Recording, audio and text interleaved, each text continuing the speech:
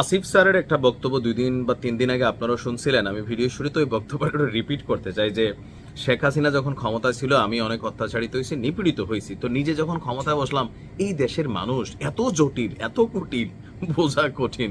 কেরে আপনি তো 26 লক্ষ ভারতীয় খুঁজে বের করতে পারেন না, তো কুটিলতা জটিলতা আপনারাও তৈরি করছেন। এখন আপনি যখন চেয়ারে আছেন তখন ভয় পাচ্ছেন, কারণ অনেকে বলতেছে যে খালি ক্ষমতাটা শেষ হোক, আসিফ নজরুল কেমনে প্যান্ট পরে বাসায় যায়। দেখেন এগুলা কিন্তু হচ্ছে, বাংলাদেশে হচ্ছে। বাট এত কিছু দেখা অধ্যাপক মোহাম্মদ ডক্টর ইউনূস তিনি কি আসলে ভয় পাচ্ছেন? এই মুহূর্তে নির্বাচন ইস্যুতে মাঠে অনেকগুলো ইস্যু কিন্তু গড়াইতেছে, বা ডক্টর ইউনূস সেইতে গেছে ভাই, খেপে গেছে না খেপা। মানে ডক্টর ইউনূস সাহেবের যে বয়স, বেসিক্যালি আমাদের দাদার বয়স, তাই না? 85+ বয়স। এই বয়সে যার ঘরে দাদা আছে, হাতের ছড়ি, মাঝে মাঝে গালাগালি, হ্যাঁ, জুতা দিয়া ঢিল মারা, লাড়ি দিয়া বাড়ি মারা, এগুলা কিন্তু কমন জিনিস। কেন ওই বয়সে যাইয়া সকালে বৌমা ভাত খাওয়াইছে কি দিয়া, দুপুরে এসে খেয়াল নাই, 2 ঘন্টা আগে পানি খেলে 2 ঘন্টা পরে খেয়াল নাই, এখন দিছ না অমুকের মা, এরকম আছে না? আছে। আমার দাদারও এরকম হয়েছিল যখন 80+ বয়স হয়েছে, আমার খেয়াল আছে। তো সেইখানে ডক্টর মোহাম্মদ ইউনূস মাঝে মাঝে মেজাজ হারাবেন, এটা খুবই স্বাভাবিক। ডায়লগটা কি, এমন কোনো শক্তি নেই আর নির্বাচন ঠেকায়। নির্বাচন নিয়ে নানান আলোচনা হচ্ছে। জামাত ইসলাম প্র্যাকটিক্যালি তারা নির্বাচনকে দীর্ঘায়িত করতে চাচ্ছে। এনসিপি প্র্যাকটিক্যালি নির্বাচন তো চাচ্ছেই না, দেখে মনে হচ্ছে, মুখে মুখে বলতেছে। জামাত এবং এনসিপির মধ্যে বন্ডিং এর মধ্যে জামাত একটু আগানো, তারা তাদের প্রার্থী ক্যান্ডিডেট সিলেক্ট করে ফেলছে, তারা চাচ্ছে আর একটু সময়টা যাক, অথবা নির্বাচন ইস্যুকে কেন্দ্র করে আর একটু সহজতর হোক, যেভাবে বিজয়টা আসবে, মানে পিআরে কোনো ভোট নষ্ট হয় না। সারা বাংলাদেশে যত ভোট পড়বে জামাতের প্রার্থী, সবগুলা ভোট তারা পাবে। কিন্তু গতানুগতিক ধারার নির্বাচনে এটা হয় না, যে কথার কথা যে কুমিল্লা 5 আমার আসনে জামাতের যিনি প্রার্থী আছেন ডক্টর মোবারক ভাই, বিএনপির আছে জসিম ভাই, তারপর কি বলা হয় যে আরেকজন আছেন আমাদের চেয়ারম্যান সাহেব মিজান ভাই, এখন একজন হয়তো এখানে নমিনেশন পাবেন।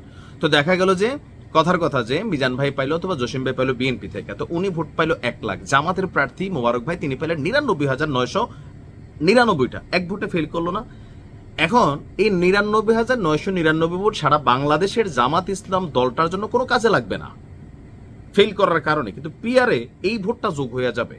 সারা বাংলাদেশের সব ভোট যোগ হয়ে গেলে স্বাভাবিকভাবে জামাতের আসন সংখ্যা বাড়বে। এটার জন্য জামাত অনর যে পিআরটারে যেমনেই হোক মুলাইয়া মালাইয়া এটা আনতে হবে, এটা নিয়ে অনেক যুক্তিতর্ক হচ্ছে। যাই হোক, এখন এই পরিস্থিতিতে, এখন এইরকম নানান পরিস্থিতিতে এনসিপির বার্তা বা আরো বিভিন্ন কিছু নিয়ে স্বাভাবিকভাবে সরকার বর্তমান আইন শৃঙ্খলা পরিস্থিতি সকল কিছুকে কেন্দ্র করে যত তাড়াতাড়ি একটা নির্বাচন দেওয়া সম্ভব, সুষ্ঠু অবাধ গ্রহণযোগ্য সরকারের জায়গা থেকে, এটা দিয়া কিন্তু আসলে সরকার থেকে বিদায় নিতে চাচ্ছে। ডক্টর ইউনূস সাহেব আগেই বলে দিচ্ছেন যে ভাই আমি ভবিষ্যতে কোনো দলের যে কোনো পদ আমারই দেব, কথার কথা আমি এখান থেকে যাওয়ার পর আমি ভাই রাজনীতিতে আর নাই। কেন রাজনীতি করার মজা তিনি বুঝে গেছেন। উপদেষ্টা পরিষদে যারাই একটু বড় বড় কথা বলতেন, ওই যে বললাম না যে মেসি কি ডাইনে শট করবে না বামে, কত দূরত্ব থেকে করবে, এটা আমরা চা দোকানে বসে যত সহজে আলোচনা করি, এলাকার ভিতরে বিয়াতা খেলার মধ্যে নামাই দিলে কিন্তু টের পাওয়া যায়, হ্যাঁ, কে কুদ্দুর দৌড় দেয় না চেরানি খায় কয়টা।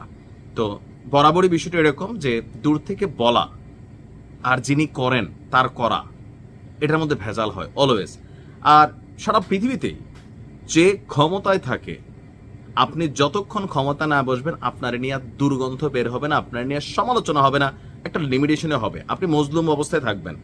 যেই মাত্র আপনি ক্ষমতার চেয়ারে বসবেন, মানুষের চাওয়া পাওয়া, বিচিত্রতা, দাবি, কূটনীতি, ষড়যন্ত্র, দেশি বিদেশি, ইন্টারনাল, আপনার কাছে ভবিষ্যতে মনে হবে যে আমি এখান থেকে ক্ষমতা থেকে একবার সরে গেলে তো আমার পিটানো শুরু করবে, আমার একটা ভুয়া মামলা দিয়ে দিতে পারে, বা এরকম কত কিছু স্ট্রেস টেনশন, আমার পরিবারের কি হবে।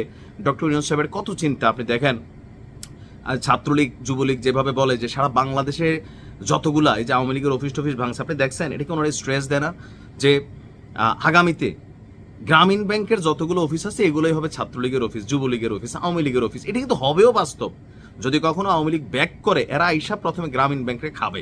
এটাই খুব সিম্পল, কেননা তারা মনে করতেছে টোটাল ঘটনা। আর ডক্টর ইউনূস সাহেব এই গণ অভ্যুত্থানকে বা এই অভ্যুত্থানকে, বিক্ষোভকে তিনি মেটিকুলাস ডিজাইনড একটা শব্দ ইউজ করে ফেললেন।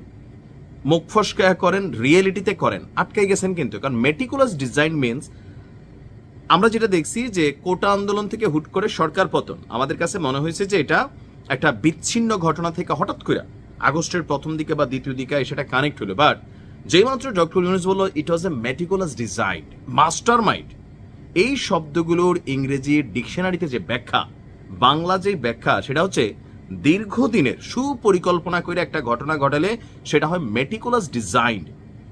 তো সরকার পতন কি সুপরিকল্পনায় ছিল? আমরা তো দেখছি 2-3 দিনে হয়ে গেছে।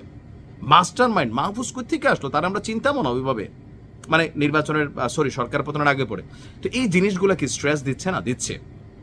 এখন আরো বেশি স্ট্রেস হবে যদি বিএনপি খেপা যায়। বিএনপি একটা লেভেলে আছে, তারেক রহমান দেশের বাইরে, দেখেন তারেক রহমানকে আনার জন্য সরকারের পক্ষ থেকে গ্রিন কার্ড দেওয়া হচ্ছে যে ভাই প্লিজ আসেন, আপনি প্রয়োজনে মানে কি লাগবো আপনার, পাসপোর্ট লাগলে পাসপোর্ট দেমো, ট্রাভেল ডকুমেন্ট দেমো। কেন সরকার তো তাড়াতাড়ি আনতে যাচ্ছে? কারণ মাঠ পর্যায়ে তারেক রহমান পা দেওয়া অনেক কিছু বদলাই যাবে এখানে রাজনীতির মাঠে।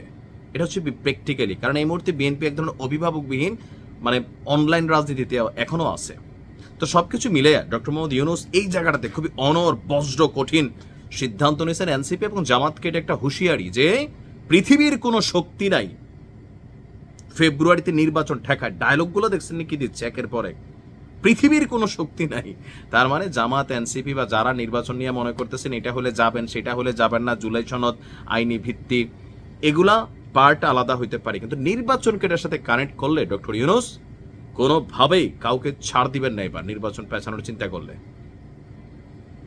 মানে বুড়া মানুষ এবার আস্তে ধীরে কিন্তু খেপা শুরু করছে। হ্যাঁ, খেপা নিয়ে কি যেন একটা গান আছে, আরেকদিন শোনাবো। ভালো থাকুন, আসসালামু আলাইকুম।